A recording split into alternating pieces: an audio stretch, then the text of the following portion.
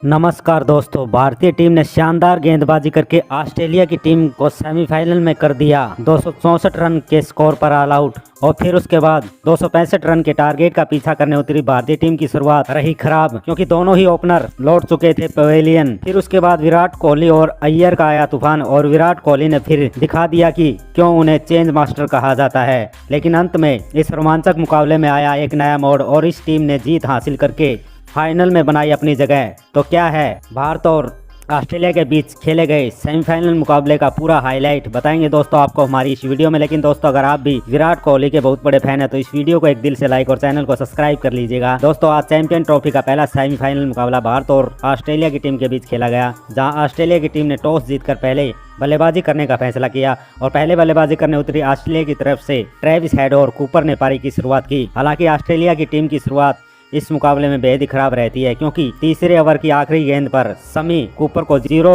Run के score पर out करके ऑस्ट्रेलिया को 4 रन के स्कोर पर पहला बड़ा झटका देते हैं। फिर उसके बाद ट्रेविस हेड का साथ निभाने स्टीव स्मिथ आते हैं।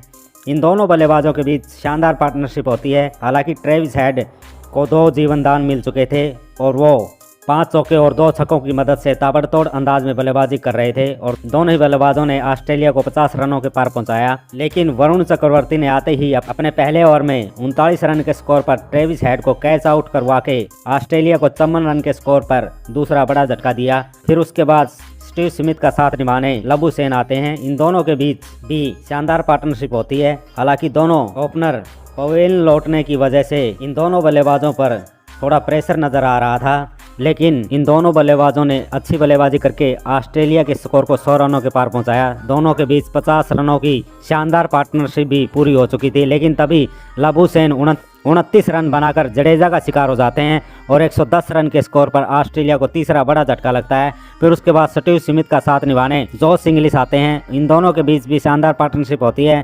स्टीव स्मिथ शानदार अपना अर्थ तक पूरा करते हैं, लेकिन जोश इंग्लिश अपनी पारी को बड़ा नहीं कर पाते और जडेजा की गेंद पर 11 रन बनाकर आउट हो जाते हैं और 144 रन के स्कोर पर ऑस्ट्रेलिया को चौथा झटका लगता है। फिर उसके बाद स्टीव स्मिथ का साथ निभाने एलेक्स कैरी आते हैं और एलेक्स कैरी आते ही ताबड़तोड़ अंदाज में चौके लगा रहे थे ताकि स्टीव स्मिथ से प्रेशर हट सके और स्टीव स्मिथ भी अच्छी बल्लेबाजी करते हुए धीरे धीरे अपने शतक के करीब पहुंच रहे थे। दोनों बल्लेबाजों के बीच 50 रनों की पार्टनरशिप पूरी होती है और ऑस्ट्रेलिया का स्कोर 200 रनों के नज़दीक पहुंच चुका था। लेकिन तभी मोहम्मद शमी 73 रन के स्कोर पर स्टीव स्मिथ को फुल टॉस गेंद पर आउट करके ऑस्ट्रेलिया को 198 रन के स्कोर पर 5वां बड़ा झटका देते हैं। फिर उसके बाद मैक्सवेल आते हैं, लेकिन वो भी आते ही एक छक्का लगाकर 7 रन बनाकर अक्सर की गेंद पर बोल्ड हो जाते हैं और 205 रन के स्कोर पर ऑस्ट्रेलिया को छठा बड़ा झटका लगता है। फिर उसके बाद एलिस कैरी का साथ निभाने इवार्डूस आते हैं और इन दोनों के बीच भी शानदार पार्टनरशिप होती है। कैरी अपना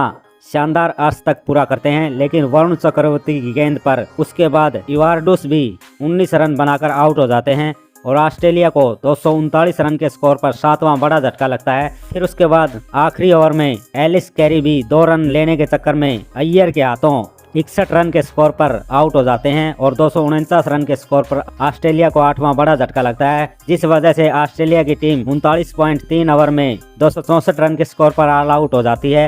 वहीं भारतीय टीम की तरफ से मोहम्मद शमी ने सबसे ज्यादा 3 विकेट चटकाए। उसके अलावा वरुण चक्रवर्ती जडेजा को 2-2 विकेट मिले। वहीं हार्दिक पांड्या और अक्षर पटेल को 1-1 विकेट मिला। जवाब में 265 रनों के लक्ष्य का पीछा करने उतरी भारतीय टीम की तरफ से रोहित शर्मा और शुभमन गिल ने पारी की शुरुआत की। हालांकि शुरुआती 2-3 ओवरों में इन दोनों बल्लेबाजों ने काफी अच्छी बल्लेबाजी करी। रोहित शर्मा शानदार छक्का भी लगा चुके थे, लेकिन तभी शुभमन गिल 8 रन बनाकर आउट हो जाते हैं और 30 रन के स्कोर पर भारत को पहला बड़ा झटका लगता है। फिर रोहित शर्मा का साथ निभाने विराट कोहली आते हैं, लेकिन दोनों बल्लेबाजों की पार्टनरशिप भी ज्यादा देर क्रीज पर नहीं टिक पाती। रोहित शर्मा स्वीप शॉट लगाने के चक्कर में 29 गेंदों पर 28 रन बनाकर आउट हो जाते हैं और 43 रन के स्कोर पर भारत को रोहित के रूप में दूसरा बड़ा झटका लगता है। फिर उसके बाद कोहली का साथ निभाने श्रेयस अय्यर आते हैं और इन दोनों के बीच भी शानदार पार्टनरशिप होती है।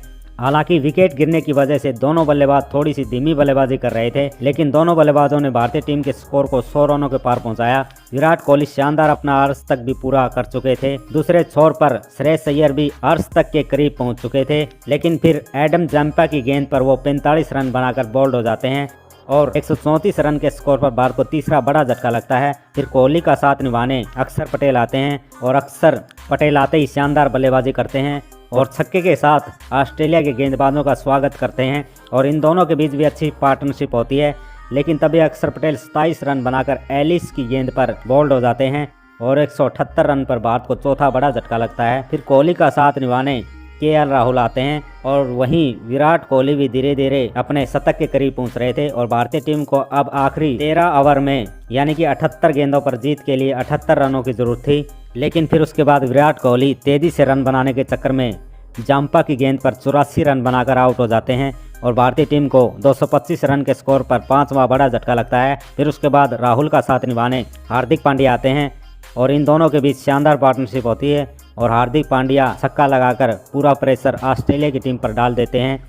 अब 29 गेंदों पर 28 रनों की भारतीय टीम को जरूरत थी। उसके बाद फिर हार्दिक पांड्या 24 गेंदों पर 28 रन बनाकर एलिस कैरी की गेंद पर मैक्सवेल के हाथों कैच आउट हो जाते हैं और भारत को 259 रन के स्कोर पर छठा झटका लगता है। अब भारतीय टीम को जीत के लिए केवल 12 गेंदों पर 6 रनों की जरूरत थी।